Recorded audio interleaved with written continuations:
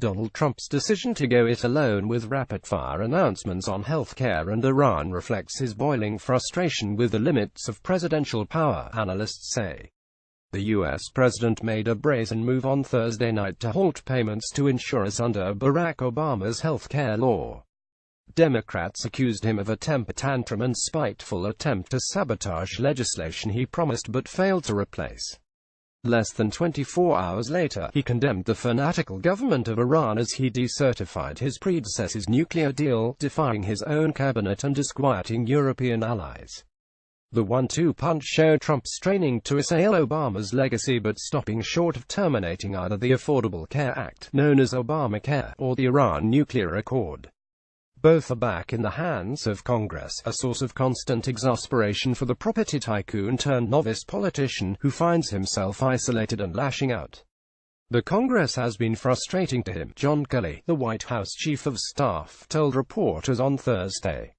Of course, our government is designed to be slow, and it is. His sense, I think, as a man who is outside the Washington arena, a businessman, much more of a man of action, I would say his great frustration is the process that he now finds himself in. Because, in his view, the solutions are obvious, whether it's tax cuts and tax reform, health care, infrastructure programs, strengthening our military. To him, these all seem like obvious things that need to be done to protect the American people, bring jobs back. Since taking office 10 months ago as the first U.S. president with no previous political or military experience, Trump has been given a crash course in the workings of government and the delicate balance of power between the White House, Capitol Hill and the courts. That his writ only runs so far has come as a rude awakening. His executive orders can only achieve so much, and frustrations have sometimes spilled out in impetuous speeches and tweets. Rick Tyler, a political analyst and partner at Foundry Strategies, said he is acutely aware of the limits of presidential power. It's not like being the CEO of a company where you just do what you want to do. By using executive orders, Trump is making something happen on health care. He's prevented from changing it himself, but will force another branch of power to react. It's the same on Iran. Having repeatedly vented his anger at the Republican-controlled Senate for failing to repeal and replace Obamacare, despite 7 years of promises, Trump has now thrown a spanner in the works by ending the so-called cost-sharing subsidies that help people on low incomes. The White House claims the government cannot legally continue to pay the subsidies because it lacks formal authorization by Congress. Donald Trump has responded by his inability to govern as he likes by throwing red meat to his base. Photograph Yuri Gripe. As Reuters, the president explained on Friday it's step by step and that was a very big step yesterday. We're going to have great health care in our country. We're taking a little different route than we had hoped because Congress forgot what the pledges were. So we're going a little different route. But you know what, in the end, it's going to be just as effective, and maybe it will even be better. The intervention, however, could backfire. It was condemned by Democrats, including the House Minority Leader, Nancy Pelosi, who told reporters the president single-handedly decided to raise America's health premiums for no reason other than spite and cruelty. Senator Chris Murphy tweeted Trump's decision to stop ACA payments is nuclear-grade bananas, a temper tantrum that sets the entire health system on fire.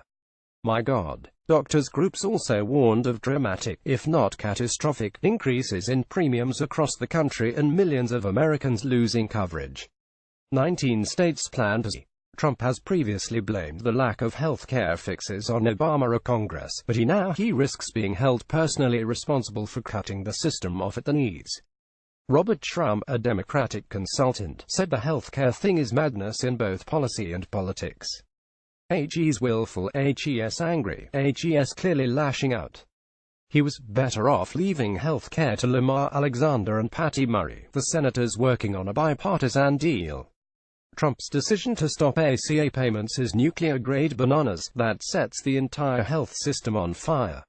My God. Senator Chris Murphy. Trump's claim that Iran has not lived up to the spirit of the nuclear deal and his threat to terminate it also put him at odds with his Secretary of State, Rex Tillerson, and his Defense Secretary, Jim Mattis.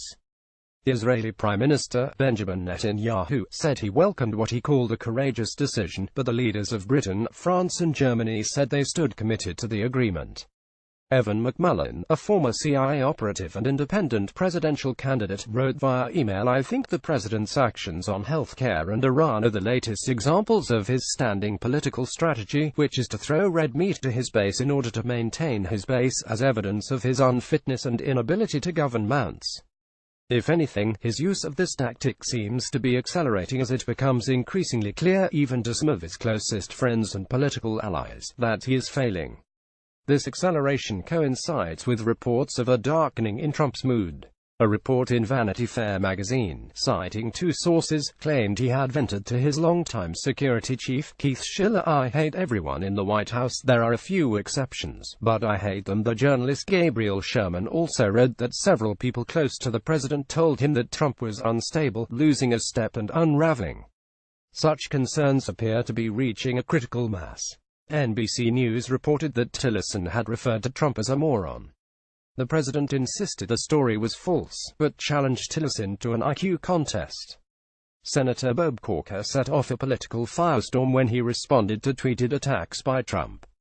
Photograph Sean the Weapper. Then Senator Bob Corker became one of the few Republicans on Capitol Hill to openly denounce Trump, though it is widely suspected that he speaks for many colleagues. During a Twitter clash last Sunday, Corker wrote, "It's a shame the White House has become an adult daycare center. Someone obviously missed their shift this morning." In an interview with the New York Times, the senator from Tennessee said, "I know for a fact that every single day at the White House, it's a situation of trying to contain him. He doesn't realize that we could be heading towards World War III with the kind of comments that helps making." He also told The Washington Post on Friday that Trump had castrated Tillerson with remarks about his attempts to talk to North Korea. Thomas Barrack Jr., a billionaire who was the top fundraiser for Trump's election campaign, said he has been shocked and stunned by some of the president's incendiary rhetoric and tweets. He thinks he has to be loyal to his base. Barrack told The Washington Post, "I keep on saying, but who is your base? You don't have a natural base. Your base now is the world and America, so you have all these constituencies. Show them who you really are. In my opinion, HES better than this. If anyone can get through to Trump, it may be Barrack, one of his oldest friends." Rich Galen, a Republican strategist, said that got everybody's attention because HES buddy and spoke at the Republican convention. So there seems to be some change. That's part of what's feeding it. McMullin agreed that Trump seemed rattled by the recent criticisms from Tillerson, Corker and Barrack. He probably understands the remarks represent a new stage of acceptance setting in across the country, even among his supporters, that he is unfit and incapable. That, I think, is inspiring his accelerated efforts to throw red meat to his base to shore up the support. I expect that to continue, if not intensify, and to result in increasing political challenges for the GOP as 2017 and 2018 elections approach and in years to come.